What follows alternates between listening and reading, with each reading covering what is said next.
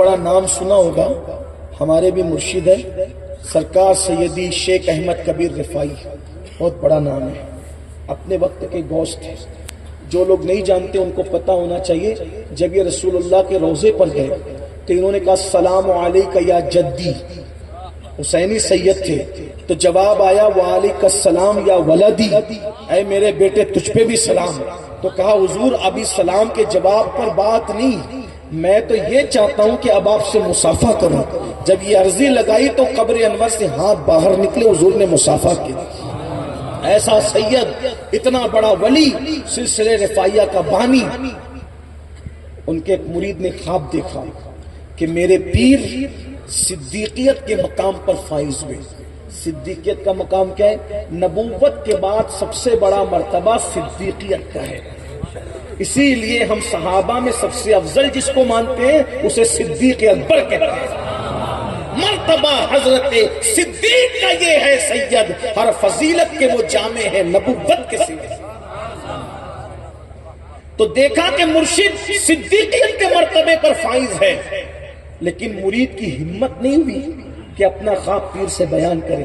پہلے کے مرید بھی ایسے تھے کہ خواب بیان کرنے کی ہمت نہیں تھی، اور اب کے مرید پتہ نہیں کیا کیا کرتے ہیں، یہ حال ہے۔ بہرحال اب کس پہ رونا روئے، ابھی سبھی باتیں لیں گے تو ایک محفل میں تو سب کچھ نہیں ہو سکتا، لیکن بات اینڈ کی طرف۔ صدیقیت کے مقام پہ مرشد فائز، مرید کی ہمت نہیں ہوئی خواب بیان کرنے کی۔ ایک دن مرید خانقاہ میں ملنے آئے، جب ملنے کے لیے آئے وہ پیر جس سے حضور مسافر کے لیے ہاتھ نکالا، سلام کا جواب دے، مقام غوثیت پہ فائز۔ غوث پاک کہتے تھے معرفت کا سمندر ہے جسے احمد کبیر رفاعی کہا جاتا ہے، جسے غوث اعظم معرفت کا سمندر کہے، کیا ہستی ہوگی۔ صدیقیت کے مقام پہ فائز اللہ نے کر دیا حضرت سرکار شیخ احمد کبیر رفاعی کو۔ خواب بیان نہیں کر سکا۔ ایک دن مرید خانقاہ میں ملنے آیا تو دیکھا حضرت اکیلے کھڑے ہیں اور کوئی حضرت کو مار رہا ہے، اور مارتے مارتے اتنا آگے بڑھا کہ حضرت کو زخمی کر دیا، خون نکلنے لگا۔ حضرت چپ چاپ کھڑے ہیں۔ یہ اللہ والے ذات کے لیے غصہ کرنا کتوں کا کام ہے، اللہ والوں کا کام ہے۔ اللہ والے خلاف شرع کام پہ غصے میں آتے، اپنی ذات کے لیے وہ کبھی غصے میں نہیں آتے۔ حضور کی پوری سیرت اٹھا کے دیکھ لے، حضور اپنی ذات کے لیے کبھی غصے میں نہیں آتے۔ دیکھو ہر ولی کو دیکھ لو، ذات کے لیے کبھی غصے میں نہیں۔ پڑھ لو ان کی زندگی، پڑھو ان کی زندگی۔ ہم شریعت کے لیے غصے میں نہیں آتے، ہم ذات کے لیے غصے میں آتے ہیں۔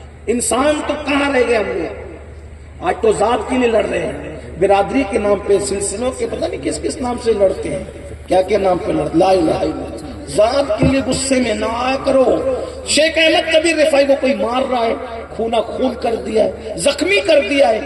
جب وہ مار پیٹ کے چلا گیا، وہ آیا اور آنے کے بعد مرید نے کہا سرکار یہ کیا حال بنا رکھا ہے؟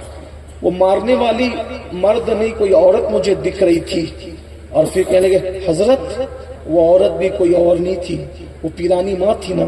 مرشد نے کہا ہاں تمہاری پیرانی ماں تھی جو مجھے مار رہی تھی۔ آج شاید کسی کے گھر کا یہ ماحول نہیں ہوگا، جن کے رتبے ہیں سوا ان کو سوا مشکل ہے۔ مرشد کو خواب نہیں بتایا، لیکن مرشد سے کہا پیرانی ماں آپ کو مار رہی تھی، جی یہ خونہ خون کر دیا۔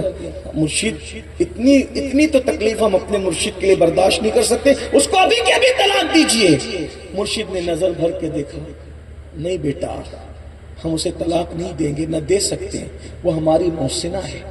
وہ کیسے محسنہ ہو گئی سرکار؟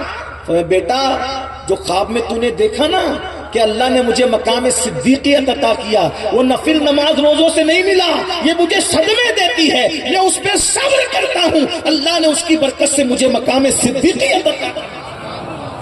یہ ہے بزرگوں کی زندگی۔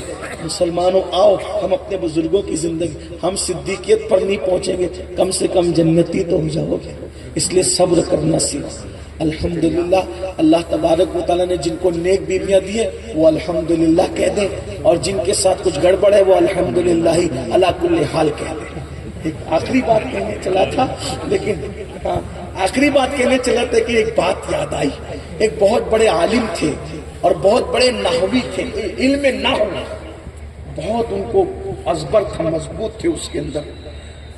لیکن خدا کے شان کے کلر تھوڑا پکا تھا اور صورت بہت خوبصورت نہیں تھی.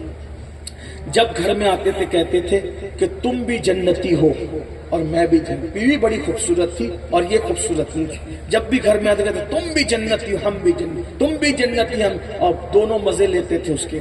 لیکن جب ماحول اچھا ہوتا ہے تو سب اچھا لگتا ہے, لیکن جب ماحول خراب ہو تو پھر عورت تو عورت ہی ہوتی ہے. ایک دن زک ہو گئی میاں بیوی میں. اچھا ہر گھر میں ہوتی ہے, اگر کوئی بولے میرے گھر میں نہیں ہوتی تو میں نہیں مانوں گا, بالکل نہیں مانوں. وجہ حضرت سارہ نے جب حضرت ابراہیم علیہ السلام سے کچھ زبان بڑھ کر کے کہا, کیونکہ نبی کی ماں نبی کی بیوی ہے تو زیادہ میں کچھ کہہ نہیں سکتا, لیکن حدیث میں آیا کہ انہوں نے زبان درازی کی فرمائی, منہ چلایا.